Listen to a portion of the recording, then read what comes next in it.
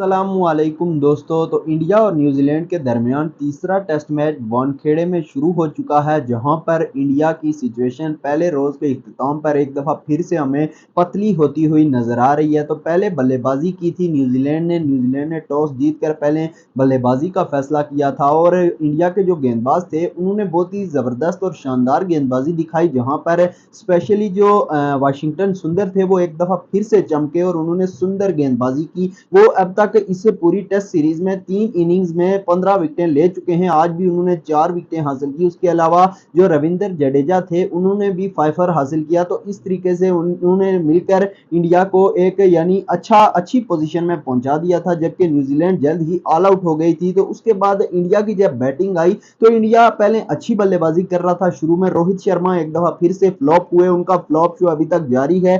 तो जब तक मजीद जो बल्लेबाज थे यशस्वी जायसवाल और शुभमन गिल, तो इन दोनों ने एक अच्छी पार्टनरशिप लगाई और जो इस दिन का जो आखिरी आधा घंटा था उसमें इंडिया की क्विक 3 विकेट्स गिर गई और इंडिया की पोजीशन एक दफा फिर से हमें कमजोर होती हुई नजर आ रही है। और इंडिया याद रहे कि 2 टेस्ट मैचेस पहले ही इस सीरीज के हार चुका है और ये सीरीज न्यूजीलैंड 2-0 से अपने नाम कर चुका है, जबकि ये तीसरा और आखिरी टेस्ट मैच है। तो अगर ये भी न्यूजीलैंड जीतता है तो फिर पहली दफा होगा कि न्यूजीलैंड इंडिया की सरजमीन पर उन्हें टेस्ट सीरीज में क्लीन स्वीप कर लेगा, जबकि इंडिया की तो दूसरी जानिब यही कोशिश रहेगी कि किसी तरीके से ये यानी क्लीन स्वीप से बच जाए। मगर देखिए जिस तरीके की क्रिकेट इंडिया खेल रहा है और इस टेस्ट मैच में भी किसी अच्छी पोजीशन से एकदम से इंडिया के जो बल्लेबाज हैं वो फ्लॉप हो रहे हैं, उनका फ्लॉप शो एक दफा फिर से जारी है। सबसे पहले अगर बात करें न्यूजीलैंड की, तो न्यूजीलैंड ने पहली इनिंग्स में 235 रन बनाए हैं, जहां पर उनकी तरफ से डैरल मिचेल ने बहुत ही जबरदस्त और शानदार बल्लेबाजी दिखाई है। उसके अलावा जो विल यंग थे इन्होंने भी शानदार 50 रन स्कोर किए, 71 रन इन्होंने बनाए हैं, जबकि डैरल मिचेल 82 रन बनाकर आउट हुए।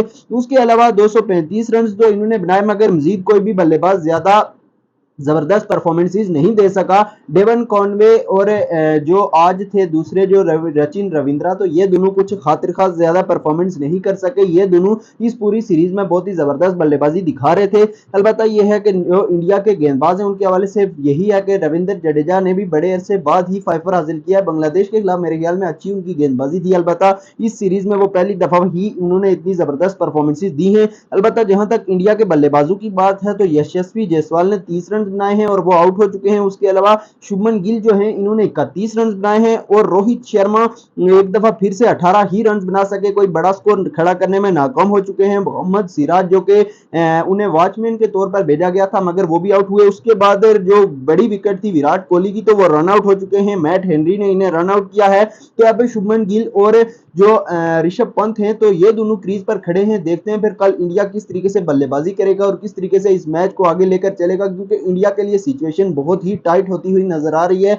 बहुत ही मुश्किल सिचुएशन हो चुकी है। 86 पर इनके 4 खिलाड़ी आउट हो चुके हैं। लगभग अभी भी 150 से ज्यादा की इन्हें लीड है, जो कि न्यूजीलैंड के पास लीड है 150 रन से ज्यादा। तो पहले इन्हें वो कंप्लीट करने होंगे, उसके बाद अगली चीज देखेंगे जो भी होगी। फिलहाल अलबत्ता यह है कि बल्लेबाजी तो मौजूद है इंडिया के पास, मगर कल थोड़ी चतुराई के साथ अक्लमंदी के साथ इन्हें बल्लेबाजी करनी होगी और प्रोएक्टिव होकर यानी इस इनिंग्स को लेकर चलना होगा, क्योंकि गिल और पंत का खेलना कल पहला सेशन या पहला घंटा बहुत इंपॉर्टेंट रहेगा। अगर पहले घंटे में विकेटें गिर गई तो फिर मुश्किल सिचुएशन बन जाएगी इंडिया के लिए, क्योंकि इसके बाद सरफराज खान है, फिर जडेजा और अश्विन, ये दोनों भी अच्छी बल्लेबाजी कर सकते हैं। वाशिंगटन सुंदर भी अच्छे खासे बल्लेबाज हैं, तो आकाशदीप को इतनी बहुत ज्यादा बल्लेबाजी नहीं कर सकते मगर कुछ मुजाहिमत जरूर कर लेंगे। अलबत्ता जहां तक न्यूजीलैंड के गेंदबाजों की बात है तो मैट हेनरी ने 1 विकेट हासिल की और दूसरा उन्होंने विराट कोहली को रन आउट किया, जबकि 2 विकेट बैक टू बैक 2 गेंदों पर 2 विकेट हासिल की हैं एजाज पटेल ने। तो एजाज पटेल एक दफा फिर से मुंबई में बहुत जबरदस्त गेंदबाजी कर रहे हैं। याद रहे इससे कबल 2022 में उन्होंने इंडिया ही के खिलाफ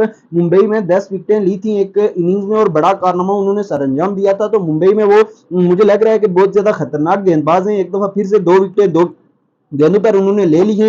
एक तो विकेट ये थी कि यशस्वी जायसवाल की थी, तो दूसरी ठीक है नाइट वॉचमैन थे मगर फिर भी उन्होंने विकेट तो ली है। तो एक जबरदस्त गेंदबाजी दिखा रहे हैं एजाज पटेल, और एजाज पटेल बेसिकली तौर पर इंडिया में गेंदबाजी करना टेस्ट मैचेस में लेग ऐसे रह के बहुत ज्यादा पसंद करते हैं और इंडिया को बहुत ज्यादा यानी पसंद करते हैं इंडिया में गेंदबाजी करना। तो इस तरीके से अच्छी परफॉर्मेंसेज न्यूजीलैंड की जारी है। न्यूजीलैंड इस तीसरे और आखिरी टेस्ट मैच में भी ऑन टॉप आ चुका है। अब देखते हैं फिर इंडिया के लिए क्या सिचुएशन बनती है, क्या इंडिया इस टेस्ट मैच में क्या कर पाएगा, क्या इंडिया ये टेस्ट मैच जीतेगा या फिर न्यूजीलैंड इस टेस्ट मैच को भी जीतकर 3-0 से क्लीन स्वीप कंप्लीट करेगा।